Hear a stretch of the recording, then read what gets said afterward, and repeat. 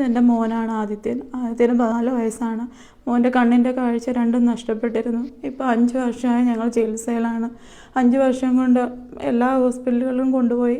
ഒരുപാട് ഹോസ്പിറ്റലിൽ കൊണ്ടുപോയിട്ടും മോൻ്റെ കാഴ്ചയ്ക്ക് ഒരു വ്യത്യാസവും വന്നില്ല. ഇപ്പോൾ ഞങ്ങൾക്ക് വീട് പോലും ഇല്ലാത്ത അവസ്ഥയാണ്. വീടെല്ലാം വിറ്റ് പറക്കിയാണ് മോനെ ചികിത്സിച്ചത്. ഇപ്പോൾ തൃശ്ശൂരുള്ള ഒരു വൈദ്യ ആയുർവേദ ഹോസ്പിറ്റലിലാണ് ചികിത്സ നടത്തുന്നത്. അവിടുന്ന് മോൻ്റെ കണ്ണിന് 60% കാഴ്ച തിരിച്ച് കിട്ടിയിട്ടുണ്ട്. ഓരോ മാസം 50,000 രൂപയ്ക്ക് പുറത്താണ് ബില്ലാകുന്നത്. ഞങ്ങൾക്ക് ബില്ലടയ്ക്കാൻ ഒരു നിവൃത്തിയില്ല. ഈ മാസത്തെ ബില്ല് ഇതുവരെ അടച്ചിട്ടില്ല.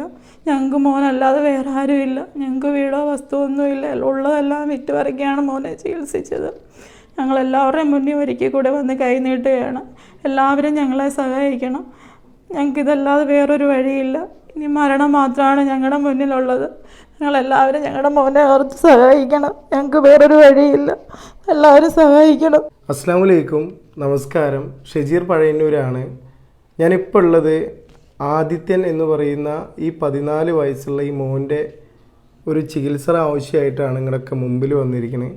ഇവർ പത്തനംതിട്ട ജില്ലയിലെ അടൂര് 17-ാം വാർഡിൽ താമസിക്കുന്ന ഒരു കുടുംബമാണ്. വാടക വീട്ടിലാണ് ഇപ്പോൾ താമസിക്കുന്നത്. ഈ മോന് 5 വർഷം മുമ്പേ കണ്ണിൻ്റെ കാഴ്ച പോയതാണ്. ഈ 5 വർഷക്കാലമായിട്ട് പല ഹോസ്പിറ്റലായിട്ടൊക്കെ ഈ മോൻ്റെ ട്രീറ്റ്മെൻറ്റിന് വേണ്ടിയിട്ടൊക്കെ കയറി ഇറങ്ങുകയാണ്. മധുരയിലുള്ള അരവിന്ദ് ഹോസ്പിറ്റലിലും അതേപോലെ തന്നെ കാരുണ്യ ഐ കെയർ ഹോസ്പിറ്റലായിട്ടുള്ള അടൂരും ഇപ്പോൾ അവർ നിലവിൽ കാണിച്ചുകൊണ്ടിരിക്കുന്ന വൈദ്യ ആയുർവേദിക് ട്രീറ്റ്മെൻറ്റ് സെൻ്ററായിട്ടുള്ള തൃശ്ശൂരാണ്. ഇതിന് മുമ്പ് ഈ കുടുംബത്തിന് വേണ്ടിയിട്ട് വീഡിയോയും കാര്യങ്ങളൊക്കെ ചെയ്തു. കുറേ പോസ്റ്ററും കാര്യങ്ങളൊക്കെ ചെയ്തിട്ടുണ്ടായിരുന്നു. അതിലൊക്കെ കൂടി ലഭിച്ച 10 ലക്ഷം രൂപ കാരണം കൊണ്ടാണ്, ആ രൂപ കൊണ്ട് മാത്രമാണ് ഇതുവരെയുള്ള ട്രീറ്റ്മെൻറ്റും കാര്യങ്ങളൊക്കെ ആയിട്ട് മുന്നോട്ട് പോയത്. ആദിത്യൻ്റെ അമ്മ അശ്വതി ചേച്ചി നിരന്തരമായി വിളിച്ചുകൊണ്ടിരിക്കുകയാണ്. കാരണം ഈ ലഭിച്ച എമൗണ്ടൊക്കെ കഴിഞ്ഞ് ഇപ്പോൾ ട്രീറ്റ്മെൻറ്റിന് മാത്രം മാസങ്ങളോളം ഇവിടെ ട്രീറ്റ്മെൻറ്റ് വേണമെന്നാണ് പറഞ്ഞിരിക്കുന്നത്. ഇപ്പോൾ ഈ ഭാഗത്ത് തന്നെ 2 വർഷക്കാലമായിട്ട് തന്നെ ഒരു മാസത്തിൽ തന്നെ 50,000 രൂപയുടെ അടുത്ത് ചിലവ് വരുന്നുണ്ട്. ഇനി പാവങ്ങൾക്ക് വേറെ നിവൃത്തികളൊന്നുമില്ല. ഇപ്പോൾ ആദിത്യൻ കുറേ, അതായത് വന്ന ആ സമയം മുതൽ ഈ നിമിഷം വരെ കുറേ മാറ്റങ്ങളായി. കാഴ്ചയും കാര്യങ്ങളൊക്കെ ഒരുവിധം വന്നിട്ടുണ്ട്. പക്ഷേ ഇനിയും ട്രീറ്റ്മെൻറ്റിനും കാര്യങ്ങൾക്കൊന്നും ഒരു നിവൃത്തിയില്ലാത്ത കാരണം കൊണ്ടാണ് വീണ്ടും ജനങ്ങളുടെ മുമ്പിലൊക്കെ കൈ നീട്ടണത്. ഈ കുടുംബത്തിന് വേറെ ഒരു നിവൃത്തിയില്ലാത്ത കാരണം കൊണ്ടാണ് ഞങ്ങളൊക്കെ, ഞാനും എൻ്റെ കൂടെ മജീദൊക്കെ ഉണ്ട്, ഞങ്ങൾ ശരിക്കും പറഞ്ഞാൽ ഈ ചേച്ചിയുടെ കാര്യങ്ങൾ നിരന്തരം വിളിച്ച് പറഞ്ഞ് അത് വ്യക്തമായി ജെന്യുവിനാണോ എന്നെല്ലാം വ്യക്തമായി നോക്കി കണ്ട് എല്ലാ പേപ്പറുകളും ക്ലിയർ ആണെന്ന് ബോധ്യപ്പെട്ട കാരണം കൊണ്ടാണ് ഇങ്ങനെ ഒരു വീഡിയോ ആയിട്ട് വന്നിരിക്കുന്നത്. ഇവരുടെ MLAയുടെ കത്തും അതേപോലെ തന്നെ ഇവർക്ക് ഒരു മാസം തന്നെ ട്രീറ്റ്മെൻറ്റിന് ഏകദേശം 40,000 50,000 രൂപയുടെ അടുത്ത് ഒരു മാസം ചികിത്സയ്ക്ക് വരുന്നുണ്ട്. ഒരു മാർഗവും ഇല്ലാത്ത കാരണം കൊണ്ടാണ് ഞങ്ങളൊക്കെ ഈ ചേച്ചിക്കും ഈ മോനും വേണ്ടിയിട്ട് നിങ്ങളൊക്കെ മുമ്പിൽ വന്നിരിക്കുന്നത്. ഇവർക്ക് സ്വന്തമായിട്ടൊരു വീടില്ല. ഈ മോൻ്റെ 5 വർഷത്തെ ചികിത്സയ്ക്ക് വേണ്ടിയിട്ട് ആദ്യത്തെ 2 വർഷം ഇവരുടെ ഇരിക്കുന്ന വീട് പണയപ്പെടുത്തി അത് വിറ്റ് ഇപ്പോൾ വാടക വീട്ടിലാണ് ഈ പാവങ്ങൾ താമസിക്കുന്നത്. സ്വന്തമായിട്ടൊരു വീടില്ല.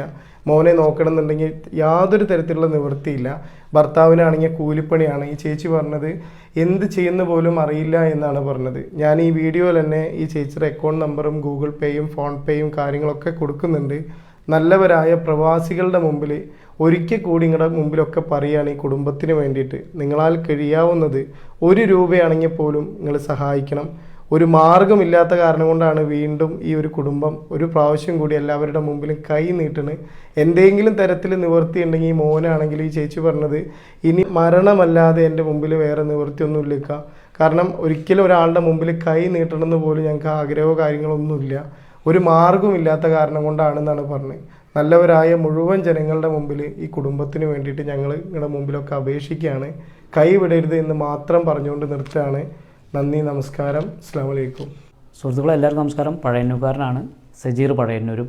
അപ്പോൾ നമ്മൾ എന്ന് പറഞ്ഞാൽ ഇവർ ഒരുപാട് തവണ വിളിച്ചിട്ടാണ് നമ്മൾ ഈ വീഡിയോ ചെയ്യാൻ തന്നെ വന്നത്. ഇതിനു മുമ്പ് ആളുകൾ ചെയ്തിട്ടുണ്ടായിരുന്നു.